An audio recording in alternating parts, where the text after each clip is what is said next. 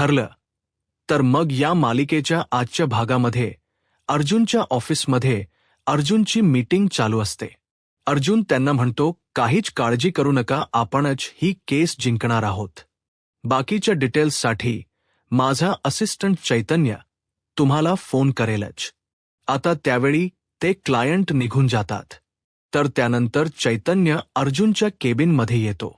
चैतन्य अर्जुनला सर्व केसचे डिटेल्स सांगत असतो आणि म्हणू लागतो, अर्जुन, त्या गावडे केसबद्दल मी त्यांच्या बायकोशी बोललो आहे आणि त्या लवकरच आपल्याला बाकीचे डिटेल्स देणारच आहेत. आणि दुसरी ती केस आहे, त्यामध्ये आपल्याला ते गॅरेजवाल्याचे स्टेटमेंट लागणार आहेत आणि त्यासाठी मी त्याला फोन करणारच आहे. अर्जुन म्हणतो, कधी करणार आहेस? मी सांगितल्यावर, म्हणजे तू कशाला आहेस इथे, असं म्हणत अर्जुन आता चैतन्यावर चिडत असतो. चैतन्य म्हणतो, अर्जुन, अरे शांत हो, काय झालं? तू एवढा का चिडतोयस? अर्जुन, तू एक काम कर, तू आता घरी जा, कारण सगळ्या मीटिंग तर संपल्या आहेत आणि बाकी जर काही असेल तर मी हँडल करेनच.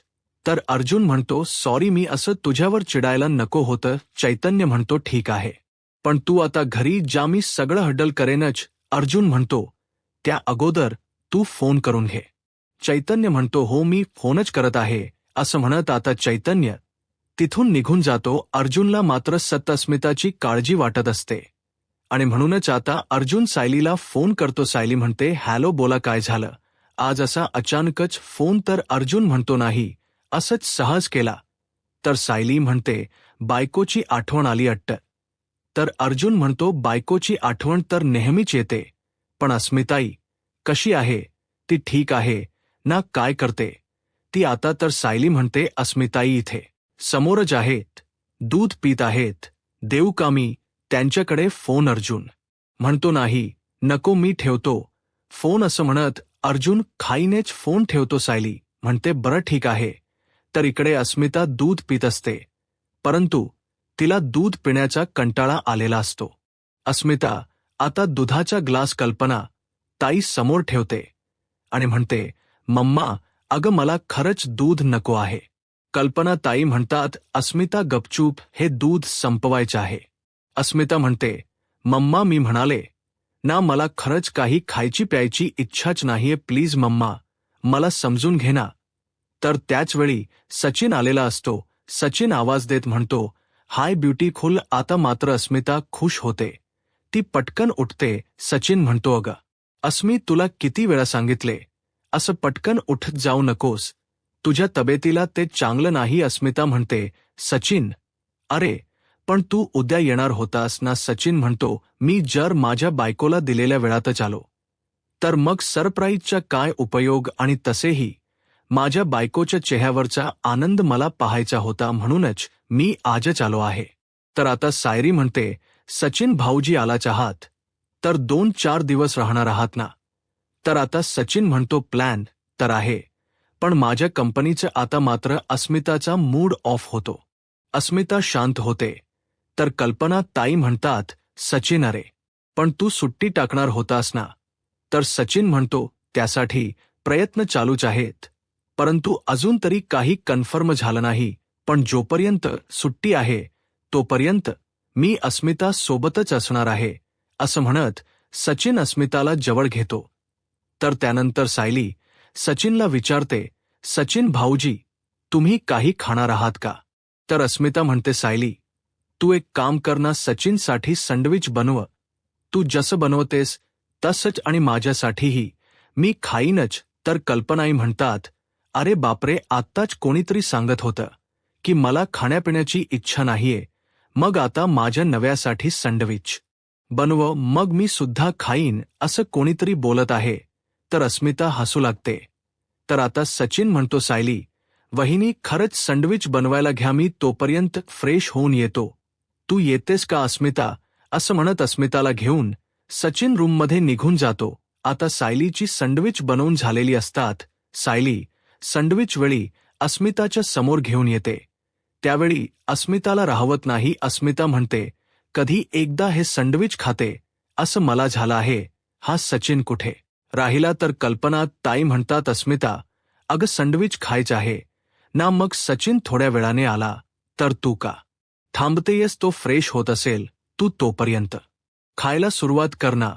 तर अस्मिता म्हणते नाही नको, त्याला सुद्धा सँडविच आवडतात ना, मग त्याच्यासाठी थांबते. असं म्हणत अस्मिता सचिनसाठी थांबते. तर इकडे अर्जुनही ऑफिसमधून घरी आलेला असतो. सायली म्हणते, अरे तुम्ही आलात, पण आणि एवढ्या लवकर? तर अर्जुन म्हणतो की हो, काम संपलं होतं म्हणून लवकर आलो. तर कल्पना ताई म्हणतात, बरं झालं आलात, जा फ्रेश होऊन ये आणि सँडविच खायला ये. तर आता अर्जुन म्हणतो, सँडविच ही फरमाईश नक्कीच अस्मिताईची असणार हो ना अस्मिताई?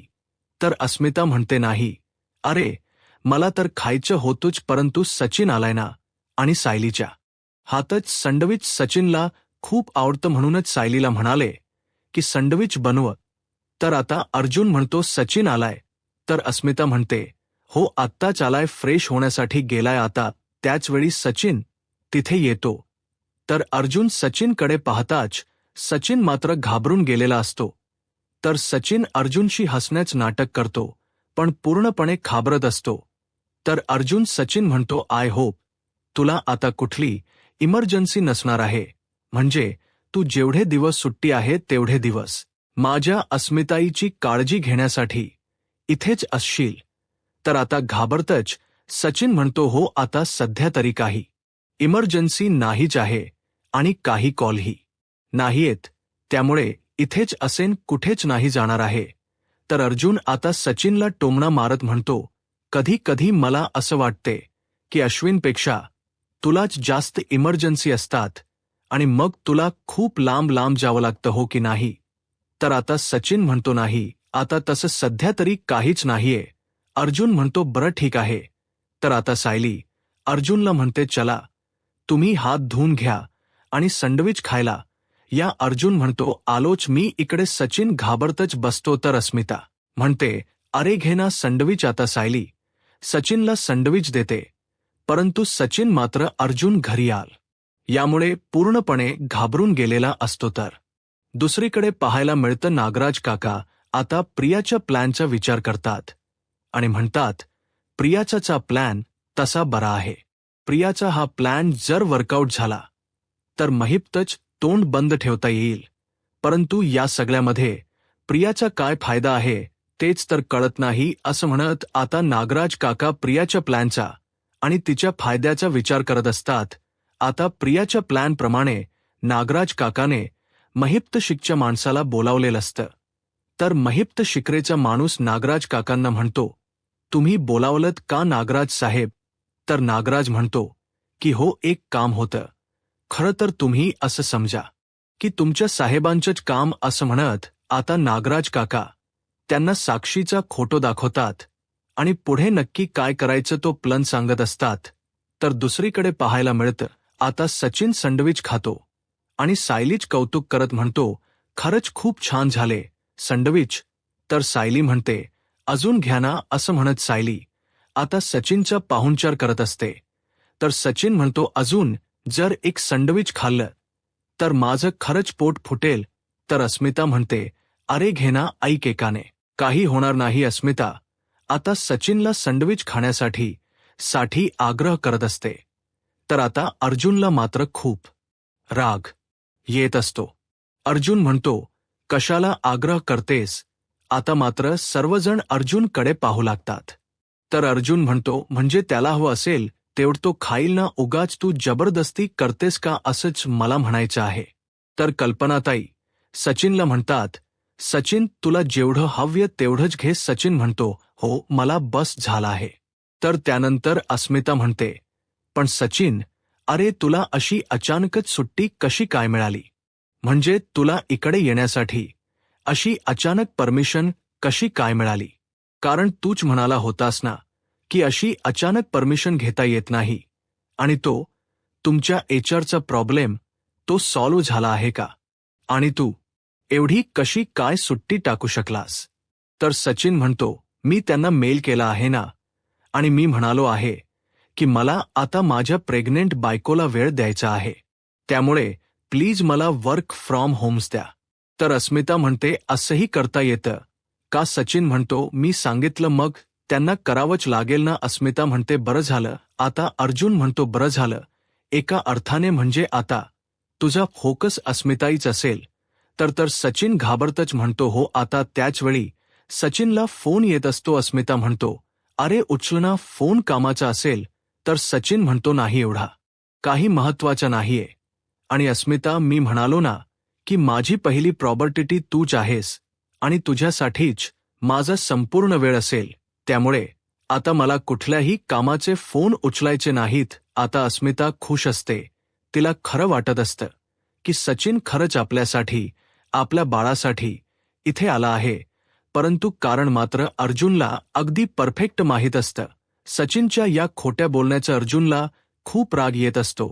अर्जुन आता सँडविच न खाताच रूममध्ये निघून जात असतो. सायली म्हणते अहो काय झालंय. कल्पनाई म्हणतात अरे सँडविच तरी खा. तर अर्जुन म्हणतो मला भूक नाही असं म्हणत अर्जुन रूममध्ये निघून जातो.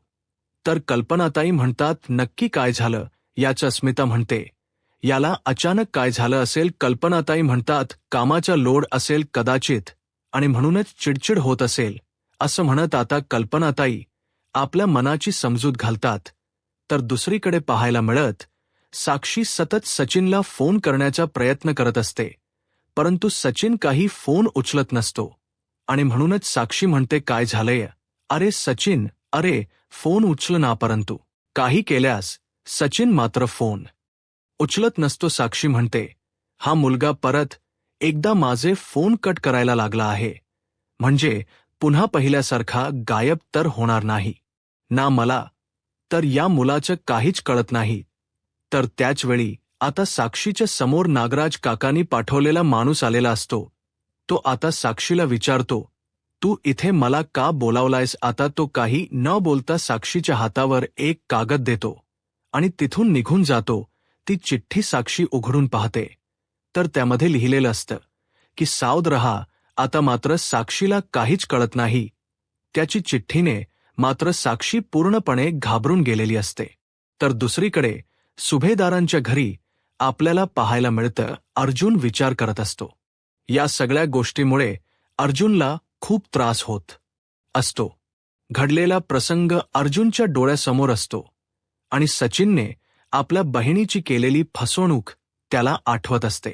तर आता सायली म्हणते अहो तुम्ही आज नीट जेवला पण नाहीत. तर अर्जुन म्हणतो असं काही नाही. तर सायली म्हणते तुम्ही जेवला नाहीत, परंतु अस्मिता ताईंचे मात्र 2 घास जास्तच गेले. कारण आज सचिन भाऊजी त्यांच्या समोर होते ना. सचिन भाऊजी जेव्हा जेव्हा त्यांच्या समोर असतात ना त्यावेळी अस्मितात ताई भयंकर खुश असतात असणारच ना. कारण लग्न झाल्या झाल्या सचिन भाऊजींना कॅनडाला जावं लागलं आणि आता मात्र अस्मिता ताईंना सचिन भाऊजी त्यांच्या सोबतच हव्यात असंच वाटत असतं. आणि त्या दोघांचेही एकमेकांवर खरंच खूप प्रेम आहे. खरंच भारी वाटतं त्यांचं प्रेम पाहून. किती प्रेम करतात ना सचिन भाऊजी अस्मिता ताईंवर. आता मात्र अर्जुन म्हणतो सायली मला तुला काहीतरी सांगायचं आहे असं म्हणत अर्जुन शांतच होतो. सायली म्हणते सांगा ना. परंतु त्यावेळी अर्जुनच्या डोळ्यासमोर सचिनचा तो प्रसंग असतो. सचिनने एका परक्या मुलीला किस करणं, तिला जवळ घेणं, हे सगळं काही अर्जुनला आठवत असतं. तर त्यानंतर अर्जुनला आठवतं ते सचिनच बोलणं शेवटची चूक समजून माफ कर, मी पुन्हा अशी चूक नाही करणार. आता अर्जुन त्या सगळ्या गोष्टींचा विचार करत असतो. सायली विचारते काय झालंय, तुम्ही असे शांत का झालात, तुम्हाला कुठल्या केसबद्दल बोलायचं आहे का. तर अर्जुन म्हणतो हो एक केस आहे, ती खरंच खूप कॉम्प्लिकेटेड झाली आहे. म्हणजे माझी क्लायंट आहे आणि तिची बहीण तिच्या बहिणीच्या नव्याचं बाहेर अखेर आहे. तर सायली म्हणते तिच्या बहिणीच्या नव्याच बाहेर अखेर आहे. तर अर्जुन म्हणतो की हो आणि तिला ते आत्ताच कळालं आहे. या सगळ्यामुळे तिला खूप मोठा धक्का बसला आहे. तर हे ऐकल्यानंतर सायली म्हणते हे पुरुष असे कसे वागू शकतात. तर अर्जुन म्हणतो नेच असतात ते. तर त्यानंतर अर्जुन म्हणतो झालंय असं की माझ्या क्लायंटला तिच्या बहिणीच्या नव्याचं सत्य कळालं आहे आणि ते सत्य तिला सर्वांसमोर आणायचं आहे. काही करून त्याचा खरा चेहरा तिला सर्वांसमोर घेऊन यायचं आहे. मग तिने तसं तिच्या बहिणीला सांगितलं नाही आहे का? म्हणजे तिला जर सत्य कळालं तर तिने आपल्या बहिणीला हे सगळं काही सांगायला हवं होतं. तिने का नाही सांगितले? तर आता अर्जुन म्हणतो कारण तिची परिस्थिती खूप नाजूक आहे. सध्या ती असं म्हणत आता अर्जुन शांतच होतो आणि म्हणतो तिच्या प्रेमावर जास्त विश्वास आहे, म्हणजे तिच्या प्रेमावर भयंकर विश्वास आहे. जर तिला हे सत्य कळालं तर कदाचित तिचा जीवही जाऊ शकतो. आता ती सिच्युएशन नाहीये की तिला सत्य कळावं आणि म्हणूनच माझ्या क्लायंटला कळत नाहीये की नक्की काय करावं, म्हणजे या माणसाचा जगासमोर मुखवटा फाडावा की आपल्या बहिणीसाठी शांत राहावं, कारण या सगळ्यात तिचा जीवही जाऊ शकतो. आणि म्हणूनच माझा क्लायंट विचार करतोय की काय करावं. सायली म्हणते केस तशी कॉम्प्लिकेटेड आहे, परंतु काही झालं तरी ते सत्य तिला सांगावंच लागेल, कारण जर आता तिची परिस्थिती नाजूक असेल, परंतु समजा हीच गोष्ट तिला एका वेगळ्या पद्धतीने कळाली, एका वेगळ्या पद्धतीने तिच्या समोर आली, तर मग तो धक्का ती सहन करू शकेल का? तर अर्जुन म्हणतो नाही, आता सध्या ती कुठलाच धक्का सहन करू शकत नाही, कारण मनाने ती हळवी आहे आणि तिची अवस्था खरंच खूप नाजूक आहे. ती सहज प्रेमावरही विश्वास ठेवते आणि समोरच्या व्यक्तीवर ती पटकन विश्वास ठेवते. तिचा स्वभाव खूप वेगळा आहे आणि ही परिस्थिती तिच्या समोर येणं खूप कठीण आहे, कारण जेव्हा हे सत्य तिला कळेल त्यावेळी मात्र ती स्वतःला सावरूही शकत नाही. तर सायली म्हणते मग आता तुमच्या क्लायंटने काय ठरवलं आहे? अर्जुन म्हणतो तेच तर काही कळत नाही की काय करावं. तर सायली अर्जुनला विचारते ही केस तुमच याकडे कधी आली आहे? आजच आली आहे का? तर अर्जुन म्हणतो नाही, ही माझी नाही, चैतन्याची केस आहे. पण चैतन्याला काही कळत नव्हतं ना, म्हणून चैतन्याने माझा सल्ला घ्यायचा ठरवला आणि हे सगळं ऐकल्यानंतर मी सुद्धा पूर्णपणे बलंक झालो आहे. मला सुद्धा कळत नाहीये की काय करावं. असं म्हणत आता अर्जुन विचार करत असतो ही सगळी केस असते ती सचिन आणि अस्मिता बद्दलची, परंतु सायलीला कसं सांगावं, कारण सायली सुद्धा हा धक्का पचू शकत नाही, हे अर्जुनला चांगलंच माहीत असतं. तर सायली अर्जुनला सल्ला देत म्हणते काही झालं तरी त्या माणसाचा मुखवटा सर्वांसमोर यायलाच पाहिजे. आता अर्जुन सुद्धा सायलीच्या बोलण्याचा विचार करू लागतो. तर दुसरीकडे पाहायला मिळतं आता साक्षी त्या चिठ्ठीचा विचार करत असते. साक्षी म्हणू लागते ही चिठ्ठी अशी कोणी का पाठवली असेल आणि कशासाठी? सावद्रा नक्की काय सांगायचं असेल? आता मात्र नागराज काकांना साक्षीने बोलावून घेतलेलं असतं. नागराज काका म्हणतात काय झालंय? अगं साक्षी, सांगणार आहेस की नाही? तू मला असं अचानक इथे बोलावून घेतलंस आणि मी धावत पळत तुझ्या काळजीपोटी इथे आलो. नक्की काय घडलंय सांगशील का तू? साक्षी म्हणते ही चिठ्ठी. नागराज काका म्हणतात ही चिठ्ठी? कोणती चिठ्ठी? तर आता साक्षी नागराज काकांच्या हातात चिठ्ठी देते आणि म्हणते ही चिठ्ठी. नागराज काका ती चिठ्ठी उघडून पाहतात आणि म्हणतात सावद्रा साक्षी, हे काय आहे? साक्षी म्हणते तेच तर मला कळत नाहीये. अण्णांचा एक माणूस माझ्या समोर आला, त्याने खरं तर मला बोलावलं होतं आणि म्हणूनच मी तिथे गेले होते. आणि ज्यावेळी मी तिथे गेले त्यावेळी तो काही न बोलता माझ्या हातात ही चिठ्ठी देऊन निघून गेला. तर आता नागराज काका म्हणतात पण तुला माहीत असेल ना त्याने नक्की ही चिठ्ठी का दिली असावी? तर साक्षी म्हणते तेच तर कळत नाहीये. तर आता नागराज काका म्हणतात अग तो महिपचा माणूस होता ना, मग तू त्याला फोन कर आणि विचार की ही चिठ्ठी नक्की कशाची आहे. तर साक्षी म्हणते तेही मी केलं, त्याला फोनही केला, पण त्याचा फोन बंद आहे. मला तर काहीच कळत नाही की या चिठ्ठीचा अर्थ नक्की काय असेल. पहिल्यांदा मला वाटलं होतं की ही चिठ्ठी कदाचित अण्णांनी मला ऑन करण्यासाठी पाठवली असावी, पण नंतर विचार केला त्यावेळी लक्षात आलं की अण्णा मला अशी चिठ्ठी का देतील? जर त्यांना मला ऑन करायचं असेल तर ते मला कॉलच करतील किंवा ते मला मेसेज करून सांगतील. पण हे काम अण्णांचं नाही, हे काम कोणी दुसऱ्याच व्यक्तीने केलं आहे. नागराज अंकल, तुम्हाला काय वाटते की हे काम कोणाचं असेल? नागराज काका नाटक करत म्हणतात, साक्षी, अगं मला कसं कळणार हे काम नक्की कोणाचं असेल? मला तरी वाटते की हे सगळं खूप भयंकर आहे. बघ ना, अगोदर महिप्तच असं गायब होणं, त्यानंतर तुला अशा धमक्या येणं, चिठ्ठी येणं, म्हणजे हे किती भयंकर आहे.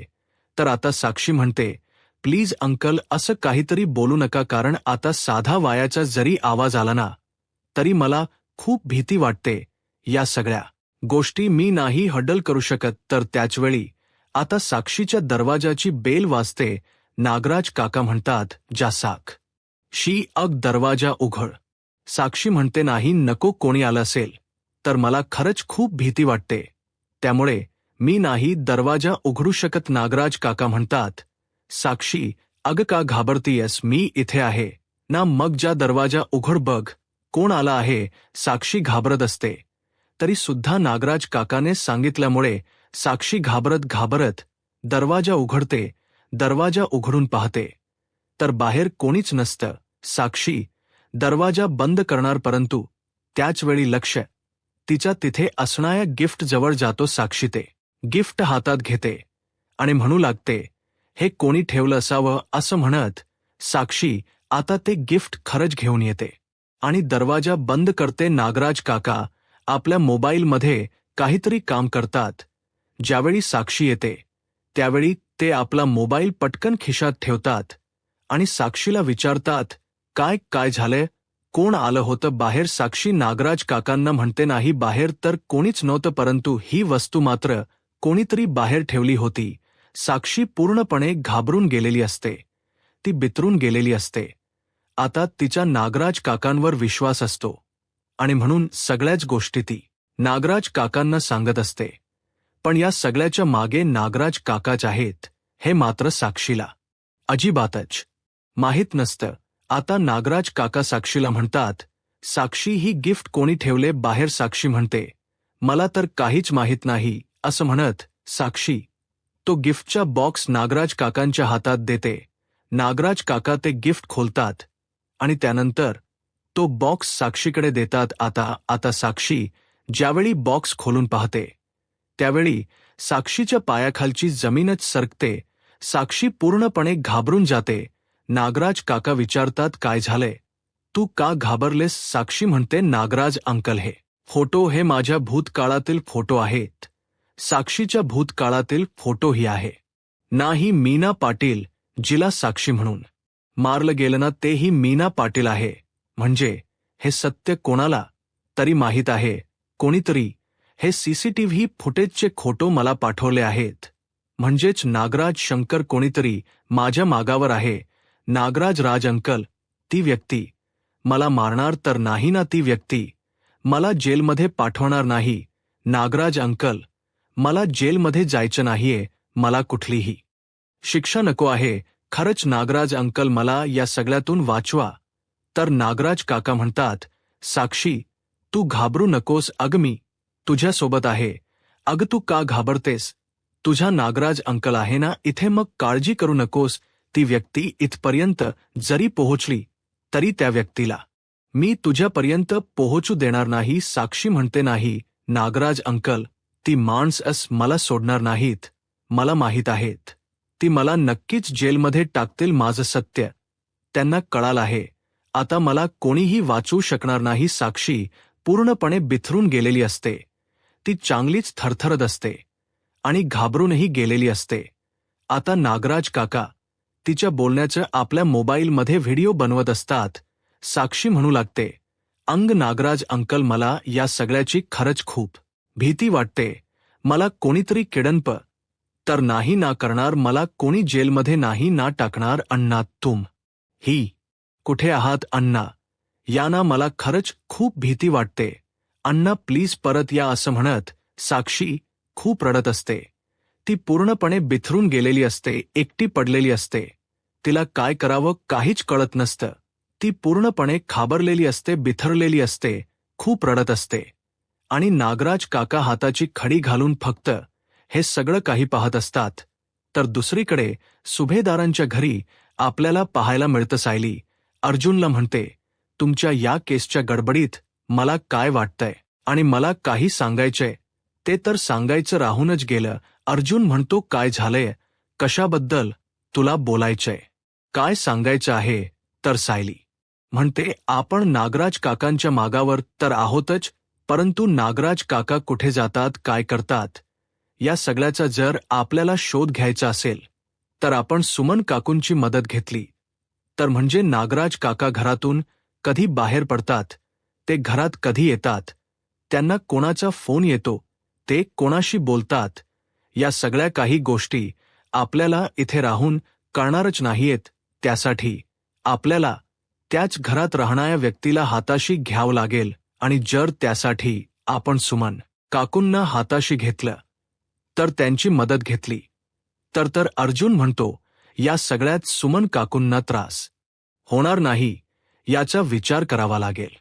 सायली म्हणते, तसं अजिबातच होणार नाही, कारण सुमन काकू आता कच खाणार नाहीत, माझा पूर्ण विश्वास आहे.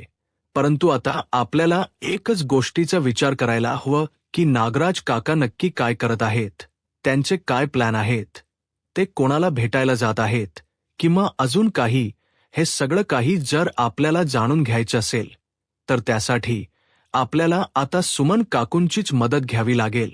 तर सायली अर्जुनला म्हणते, आणि मी तुम्हाला म्हणाले ना की आपल्याकडे फक्त एका मोठ्या चित्राचा तुकडा आहे आणि ते तुकडे विस्कळीत झालेले आहेत, ते जोडण्याचा आपण प्रयत्न करतोय, परंतु सगळ्यात महत्त्वाचा तुकडा मात्र गायब आहे आणि आपण कितीही काही शोधण्याचा प्रयत्न केला तरी ती गोष्ट मात्र आपल्या हातून निसटती आहे. आणि म्हणूनच आपण आता या तुकड्यांकडे लांबून अगदी निरखून पाहायला हो. आता सायलीच म्हणणं अर्जुनला पटत असतं.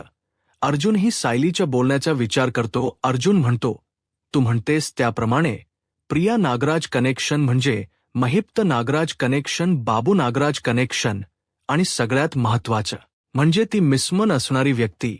आता याच कनेक्शन कुठे आहे हे आपल्याला शोधावं लागेल. म्हणजे कोणतीही गोष्ट आपल्या नजरेतून सुटायला नको. आपण एक काम करूयात का, या सगळ्या गोष्टी आपण नोट करून ठेवूयात, म्हणजे आपल्यालाही ते सगळं काही लक्षात ठेवायला आणि कळायला अगदी मार्ग सापडेल. आणि म्हणूनच अर्जुन आणि सायली आता सगळ्या गोष्टींचा शोध अगदी मुळापासून घ्यायचा ठरवतात. आता अर्जुन त्यांपचा सगळा काही सखोल अभ्यास करत असतो आणि त्याचवेळी सायलीने बोर्डही तयार केलेला असतो. अर्जुन तो बोर्ड पाहतो आणि म्हणतो, एक्झॅक्टली, आणि हा बोर्ड तू तयार केलायस? तर सायली म्हणते की हो, तुमच्या सोबत राहून एक एक गोष्टी शिकलीच आहे मी. रविराज काकांच्या अपघातापासून सगळ्या बारीक सारीक गोष्टी जेवढ्या आठवतील तेवढ्या सगळ्या काही मी या बोर्डवर नोट करून ठेवल्या आहेत, म्हणजे कुठलीही गोष्ट आपल्या नजरेतून सुटायला नको. आता अर्जुन तो बोल्ट पाहतो आणि सायलीकडे पाहत सायलीच कौतुक करत म्हणतो, ग्रेट, खरंच खूप छान केलेस.